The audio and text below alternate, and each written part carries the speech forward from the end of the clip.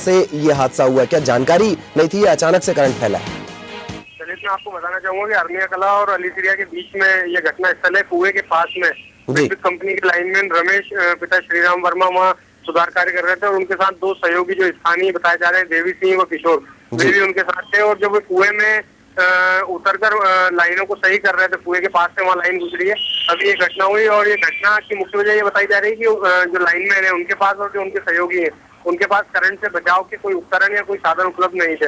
अचानक करंट फैला और ये एक दूसरे को बचाने के चक्कर में करंट से चिपकते चले गए और तीनों लोग करंट की चपेट में आने के बाद कुएं में गिर गए और इनकी घटनास्थल पर ही मौत हो गई। जब ये घटना एक स्थानीय युवक ने देखी, कोई बचाने का प्रयास करने लगा और इस बचाव कार्य में युवक राजेश भी बुरी तरह से झुलस गया है, जिसे शुजालपुर सिविल अस्पताल में उपचार के लिए भर्ती कराया गया है। पुरुषोत्तम, जब भी इस तरीके का हादसा होता है या जब भी इस तरीके का सुधार कार्य होता है तो लाइनमैन को इस बात की जानकारी होती है कि फिलहाल वहां से बिजली प्रवाहित हो रही है, बिजली करंट चल रहा है या नहीं चल रहा है? ये कैसे हो गया कि अचानक से करंट आ गया और फिर मौत हो गई रमेश की? ललित, बिल्कुल सही कहा आपने। पिछले 2 माह में ये तीसरी घटना है जब किसी बिजली कंपनी के कर्मचारी की करंट लगने से मौत हुई है। इससे पहले कमालपुर में बिजली के खंभे पर चिपककर एक युवक की मौत हुई थी। ऐसी एक अन्य घटना भी शुजालपुर अनुभाग में हुई थी और ये लगातार तीसरी घटना है।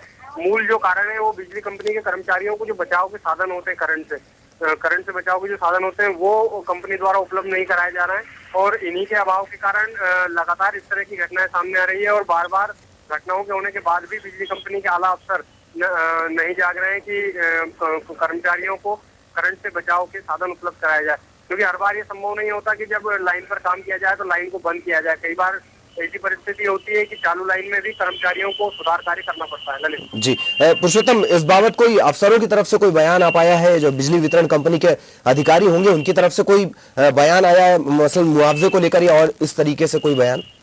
ललित, ये घटना अभी करीब आधे घंटे पहले ही हुई है और सभी बिजली कंपनी के आला अफसर, पुलिस प्रशासन के अधिकारी और राजस्व विभाग के अधिकारी घटनास्थल पर पहुंचे हैं और अभी फिलहाल प्राथमिक तौर पर शवों को बाहर निकालने का काम चल रहा है। अधिकारियों से जब हमने मुआवजे और इस संबंध में बात की तो उन्होंने निरीक्षण के बाद स्थिति को देखते हुए नियमानुसार कार्रवाई की बात कही है और ऐसा माना जा रहा है कि जो घायल है उन्हें भी और मृतकों को भी शासन की ओर से नियमानुसार मुआवजा दिया जाएगा। जी, बहुत बहुत शुक्रिया पुरुषोत्तम इस तमाम जानकारी के लिए। सहयोगी पुरुषोत्तम जानकारी दे रहे हैं कि किस तरीके से ये हादसा पेश आया है। जांच होगी मामले की और उसके बाद जो भी नियमानुसार कार्रवाई होगी मुआवजे के बाबत वो की जाएगी। खास बात, 2 महीने में तीसरी ये घटना है। बचाव के जो उपकरण होते हैं, बचाव इस तरीके के मरम्मत के कामों में, वो इनके पास नहीं है। ये सबसे बड़ी लापरवाही सामने निकल कर आ रही है।